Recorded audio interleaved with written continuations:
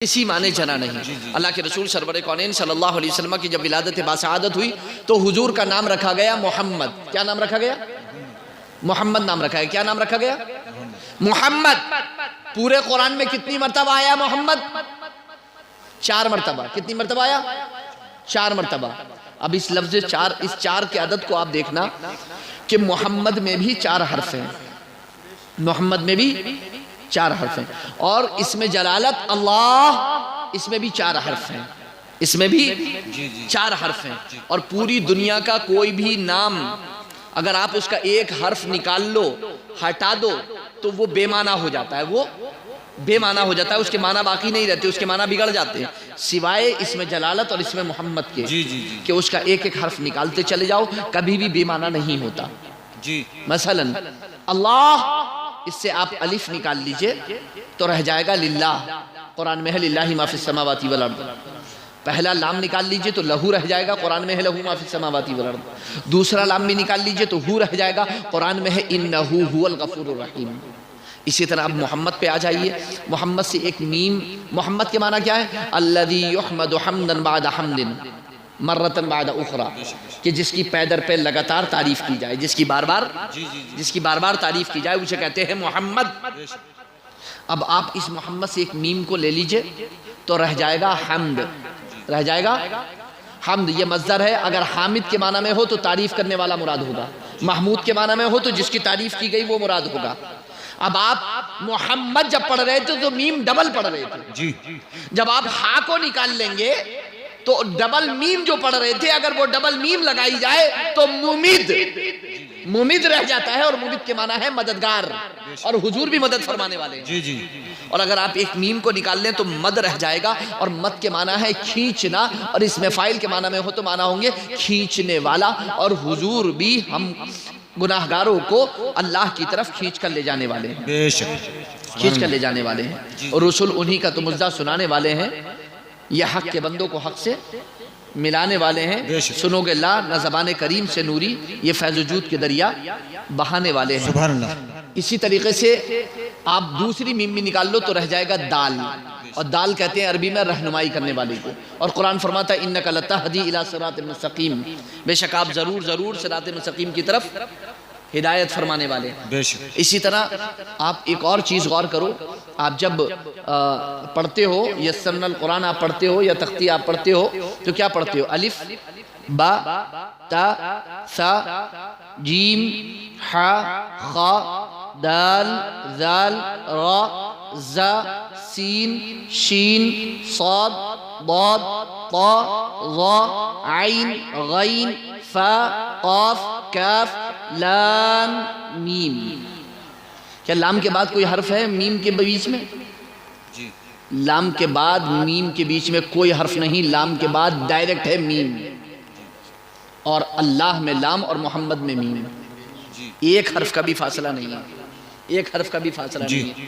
اب اسی طرح آپ کلمہ طیبہ کو دیکھ لو، لا الہ الا اللہ محمد الرسول اللہ، جہاں اسم اللہ کی ہا ختم ہوتی ہے وہیں سے محمد کی میم شروع ہوتی ہے، بے شک۔ اور آپ یہاں پر یہ بھی توجہ کریں کہ اللہ لام بولتے وقت منہ کھل جاتا ہے، لام بولتے وقت منہ، اور میم بولتے وقت ہونٹ کیا ہے؟ مل جاتے ہیں، کیونکہ حضور اللہ سے جدا ہونے والوں کو اللہ سے ملانے آئے ہیں، بے شک۔ حضور اللہ سے جدا ہونے والوں کو اللہ سے ملانے آئے ہیں، تو ہمیں نبی اکرم صلی اللہ علیہ وسلم کے بارے میں جاننا بہت زیادہ ضروری ہے، نہایت ضروری ہے۔ میں نے جو آیت کریمہ تلاوت کی ہے وہ سورہ فاتحہ کی ہے، کون سی؟ سورہ فاتحہ کی۔ اہدنا الصراط المستقیم، اے ہمارے رب تو ہمیں سیدھی راہ چلا، اے رب العالمین تو ہمیں سیدھی راہ چلا، سیدھی راہ چلا۔ یہ سورہ فاتحہ ہے جس کے بارے میں اللہ کے رسول سرور کونین صلی اللہ علیہ وسلم نے ارشاد فرمایا، قسمت الصلاة بینی و بین عبدی نصفین فنصفها لی ونصفها لعبدی۔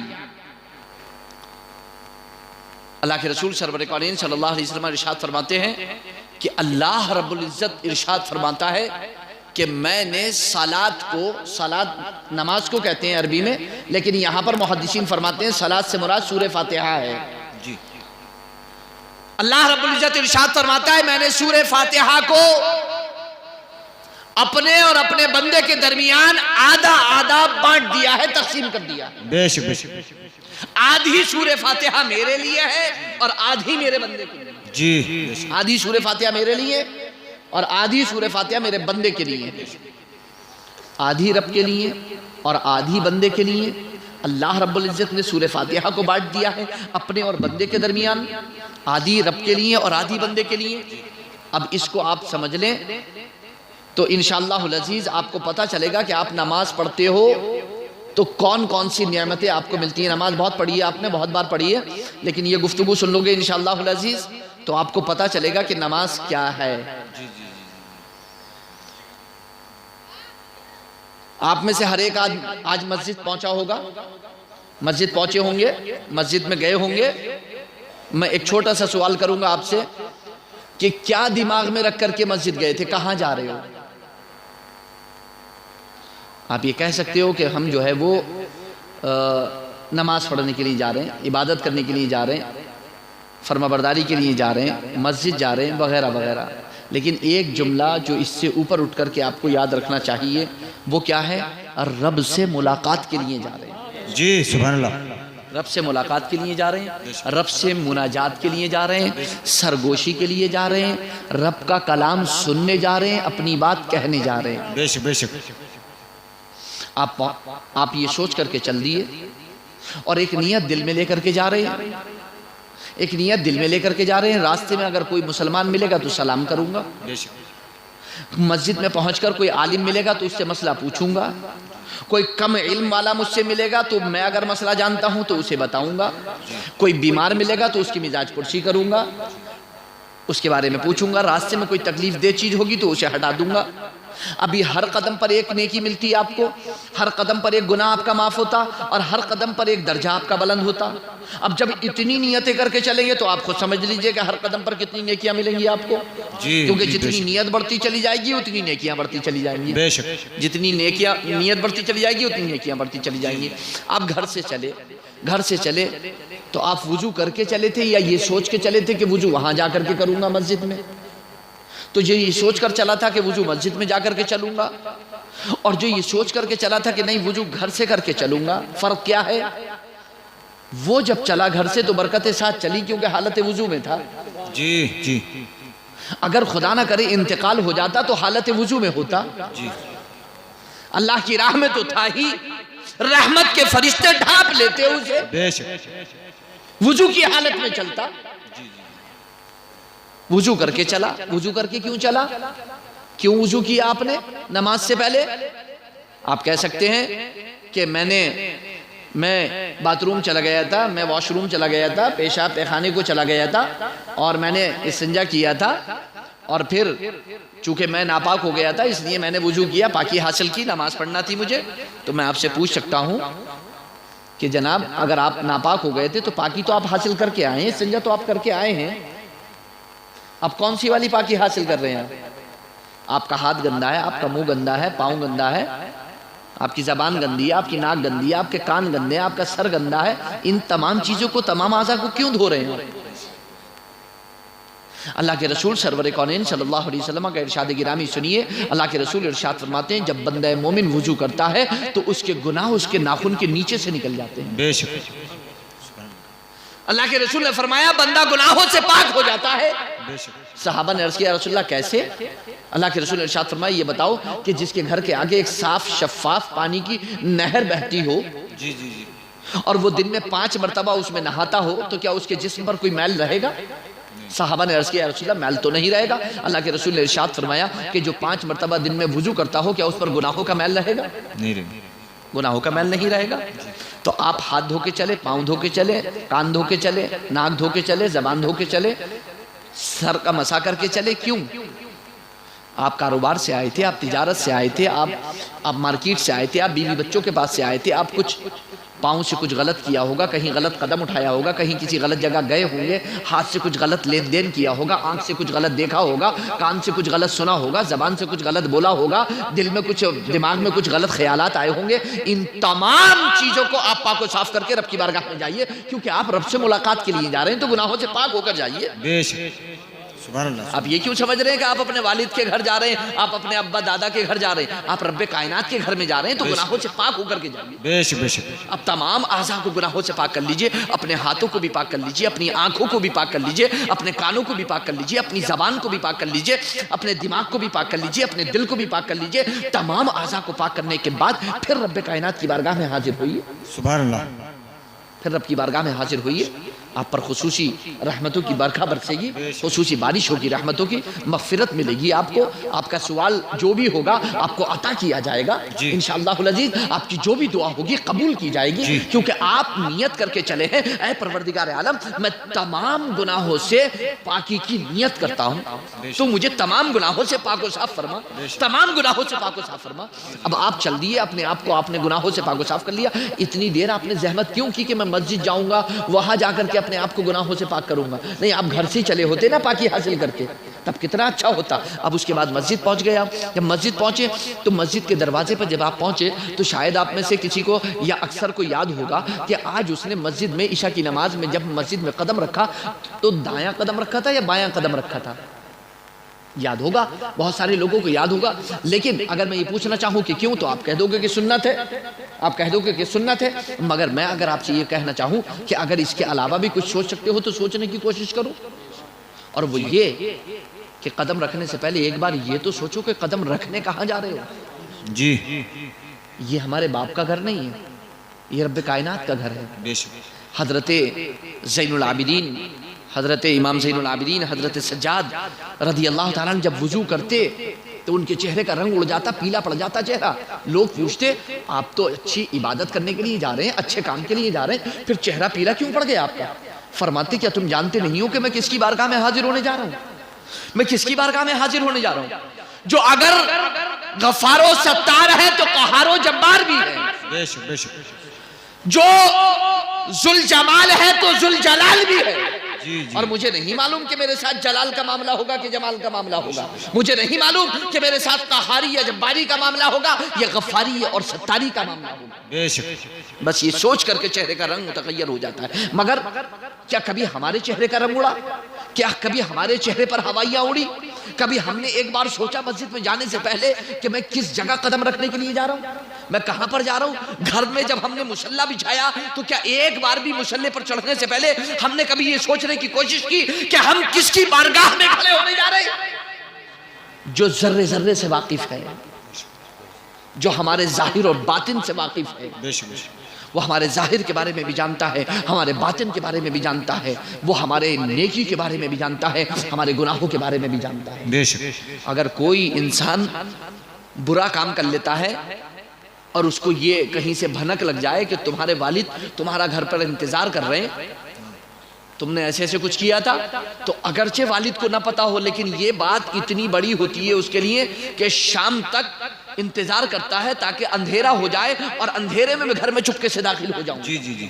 کیونکہ شرمندگی کے ساتھ ماں یا باپ کو کیا منہ دکھاؤں گا.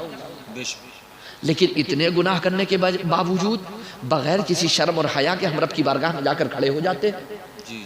کبھی بھی شرمندگی کے آثار ہمارے چہرے پر نہیں ہوتے، کبھی بھی ندامت کے آثار ہمارے چہرے پر نہیں ہوتے، کبھی بھی افسوس ہمارے چہرے سے ظاہر نہیں ہوتا. ہم تو ٹھٹا مارتے ہوئے، ہنستے ہوئے، مذاق کرتے ہوئے مسجد میں داخل ہو جاتے ہیں.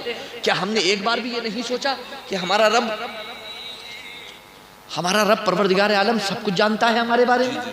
ایک بار تو سوچا ہوتا، ایک بار بھی سوچ لے تو ایسا نہیں ہوتا. اب آپ مسجد میں پہنچ گئے، مسجد میں جب آپ پہنچے، مسجد میں جب آپ داخل ہو گئے اور آپ نے داہنا قدم رکھ دیا اور آپ جا کر کے صف میں بیٹھ گئے اور اس کے بعد پھر تکبیر ہوئی تو تکبیر جب تک ہوئی تو آپ کیا کر رہے تھے بیٹھے ہوئے؟ یا تو آپ اپنا حساب جوڑ رہے تھے، یا آپ اپنے کاروبار کے بارے میں سوچ رہے تھے، یا بیوی بچوں کے بارے میں سوچ رہے تھے، یا آپ دوسرے کسی کام کے بارے میں سوچ رہے تھے، یا پھر جو دل میں آ رہا تھا وہ پڑھ رہے تھے بیٹھے ہوئے، جو دل میں آ رہا تھا وہ پڑھ رہے تھے، مگر وہ نہیں کر رہے تھے جو اللہ کے رسول نے فرمایا۔ جی جی وہ کیا ہے جو اللہ کے رسول نے فرمایا؟ وہ یہ ہے کہ جب آپ مسجد میں بیٹھ جائیں، جا کر کے صف میں بیٹھ جائیں اور امام ابھی مصلی پر نہیں آیا ہے، یعنی ابھی نماز شروع نہیں کی ہے، تکبیر میں ابھی اقامت میں وقت باقی ہے، تو اتنی دیر تک آپ 10 مرتبہ سبحان اللہ پڑھیں، 10 مرتبہ الحمدللہ پڑھیں، 10 مرتبہ اللہ اکبر پڑھیں، 10 مرتبہ لا الہ الا اللہ پڑھیں، 10 مرتبہ استغفر اللہ العظیم پڑھیں، 50 مرتبہ ہو گیا۔ اللہ کے رسول فرماتے ہیں جو 50 مرتبہ یہ پڑھ لے گا، اللہ رب العزت اس کے تمام صغیرہ گناہوں کو معاف کر دے گا۔ بے شک، سبحان اللہ سبحان اللہ، بے شک جتنے گناہ کر کے آئے ہو اللہ رب العزت اسے معاف فرما دے گا۔ جی کتنی دیر لگے گی اس 50 بار کو پڑھنے میں؟ کتنی دیر لگے گی؟ آپ کہو گے 5 منٹ نہیں، 50 سیکنڈ لگیں گے۔ سبحان اللہ سبحان اللہ سبحان اللہ سبحان اللہ، کتنی دیر لگ رہی ہے؟ ہر سیکنڈ پہ تو سبحان اللہ بول رہے ہو آپ، تو 50 سیکنڈ لگیں گے۔ میں کہتا ہوں 100 سیکنڈ کر لو آپ، 2 منٹ مان لو آپ، زیادہ سے زیادہ، اس سے زیادہ تو نہیں لگیں گے۔ تو کیا 2 منٹ میں ہم یہ تسبیحات نہیں پڑھ سکتے؟ جبکہ اللہ کے رسول وعدہ فرما رہے ہیں کہ اللہ رب العزت تمہارے گناہوں کو معاف فرما دے گا۔ بے شک، اللہ کے رسول سرور کونین صلی اللہ علیہ وسلم ارشاد فرماتے ہیں جو تسبیح دن میں 100 بار کرے، جی اللہ رب العزت اس کے گناہوں کو معاف فرمائے گا، اگرچہ اس کے گناہ سمندر کے جھاگ برابر ہوں۔ بے شک، اگرچہ سمندر کی جھاگ برابر گناہ ہوں۔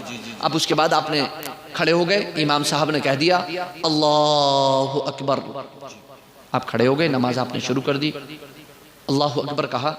کیوں اٹھائے ہاتھ آپ نے؟ آپ کہہ سکتے ہو کہ ہاتھ اس لیے اٹھائے کہ اٹھانا سنت ہے، سنت مصطفیٰ ہے، تکبیر تحریمہ ہے، ہاتھ اٹھانا ہے، لیکن میں آپ سے کہوں گا کہ اس سے اوپر اٹھ کر بھی تو سوچو۔ علماء حکمت کیا بیان کرتے ہیں؟ وہ کہتے ہیں کہ ابھی آپ کاروبار سے آ رہے ہو، بیوی بچوں کے پاس سے آ رہے ہو، باہر سے آ رہے ہو، محلے سے آ رہے ہو، بازار سے آ رہے ہو، جگہ جگہ سے آ رہے ہو، تمام سوچ فکر آپ کے دماغ میں گھسی ہوئی ہے، تو تمام جو متوں پر پردے پڑے ہوئے ہیں، سوچ پر جو پردے پڑے ہوئے ہیں، جو فکریں پڑی ہوئی ہیں، ان سب کو پیچھے ڈال کر، دل کھول کر، دماغ کھول کر رب سے ملاقات کرو۔ جی جو گناہوں کے پردے دلوں پر پڑے ہوئے ہیں، ان پردوں کو اٹھا کر رب سے ملاقات کرو۔ بے شک، کیونکہ آپ مناجات کرنے آئے ہو، کیونکہ آپ رب سے ملاقات کرنے آئے ہو، کیونکہ آپ رب سے اپنے دل کی بات کہنے آئے ہو، پروردگار عالم کا کلام سننے کے لیے آئے ہو۔ بے شک، آپ یہاں پر رحمتوں کی برکھا جو برس رہی ہے اس میں نہانے آئے ہو، جو رحمت کی بارش برس رہی ہے اس میں نہانے آئے ہو، تو آپ دل کھول کر کے نہاؤ نا۔ اس کے بعد آپ کھڑے ہو گئے، امام نے اور آپ نے کیا پڑھا؟ سبحان اللہ پڑھی، سبحانک اللہم و بحمدک و تبارک اسمک و تعالی جدک و لا الہ غیرک، تسبیح کی آپ نے، ثنا کی آپ نے، رب کی حمد کی آپ نے۔ جب آپ اتنی ساری چیزیں کرو گے تو شیطان جو آپ کا ہمیشہ سے دشمن ہے، کیا وہ برداشت کرے گا کہ آپ یہ کرتے رہو؟ کیا وہ برداشت کرے گا کہ آپ یہ کرتے رہو؟ نہیں برداشت کرے گا، نہیں برداشت کرے گا۔ اس لیے اللہ کے رسول نے ارشاد فرمایا کہ شیطان بکری کے بچے کی شکل میں تمہاری صفوں میں گھس جاتا ہے، بے شک، اور گھسنے کے بعد تمہارے دلوں میں وسوسے ڈالتا ہے، وسوسے ڈالتا ہے، وسوسے ڈالتا ہے، دلوں میں عجیب عجیب خیالات ڈالتا ہے۔ تو پھر آپ کو کیا حکم ہے؟ علماء کیا فرماتے ہیں کہ جب آپ یہ حمد کر لو، جب آپ یہ ثنا کر لو، جب آپ یہ تسبیح کر لو، تو فوراً پڑھو اعوذ باللہ من الشیطان الرجیم، بے شک، فوراً اعوذ باللہ پڑھو۔ کیا ہوگا اس سے؟ یہ اعوذ باللہ ٹھیک ایسے ہی ہے کہ جیسے جب آپ حج کو جاتے ہو تو وہاں بڑے بڑے 3 شیطانوں کے کنکری مارتے ہو نا، کنکری مارتے ہو نا، اسی کے قائم مقام ہے نماز کے اندر یہ کنکری شیطان کے، جو وہاں 3 شیطانوں کے کنکری مارتے ہو پھینک کر کے، جو وہاں نہیں جا پاتا وہ ہر روز نماز میں کنکریاں مارتا ہے شیطان کے، اعوذ باللہ من الشیطان الرجیم پڑھ کر کے۔ پھر آپ بسم اللہ پڑھتے ہو، پھر سورہ فاتحہ پڑھتے ہو، امام پڑھتا ہے الحمدللہ رب العالمین، سورہ فاتحہ پڑھتا ہے۔ لیکن سوال یہ پیدا ہوتا ہے، یہاں پر میری بات غور سے سننا، جب سورہ فاتحہ کوئی نمازی پڑھتا ہے تو اللہ کی جانب سے ندا ہوتی ہے، آواز آتی ہے، جی کیا ندا ہوتی ہے، کیا آواز آتی ہے؟ پہلی بات تو آپ کو یہ معلوم نہیں ہے اکثر لوگوں کو کہ کیا ندا آتی ہے اور کیا آواز آتی ہے، بلکہ اکثر کو یہ بھی معلوم نہیں ہے کہ ندا آتی بھی ہے کہ نہیں آتی ہے، جی جی جی، آواز آتی بھی ہے کہ نہیں آتی۔ جیسا کہ آپ کو آج تک یہ نہیں پتا اکثر لوگوں کو کہ جب بھی رات آتی ہے تو ہر رات جب رات کا آدھا حصہ گزرتا ہے یا رات کا تہائی حصہ گزرتا ہے تو اللہ رب العزت آسمان دنیا پر جو زمین کا سب سے قریب ترین آسمان ہے، اللہ رب العزت اس آسمان پر نزول اجلال فرماتا ہے، اس پر اس کے انوار و تجلیات کی بارشیں ہوتی ہیں اور اس کے رحمتیں برستی ہیں، اور ایک آواز آتی ہے ہر رات بخاری شریف اور مسلم شریف کی حدیث پاک ہے کہ ہر رات آسمان سے آواز آتی ہے۔ کیا آواز آتی ہے؟ کیا آواز آتی ہے؟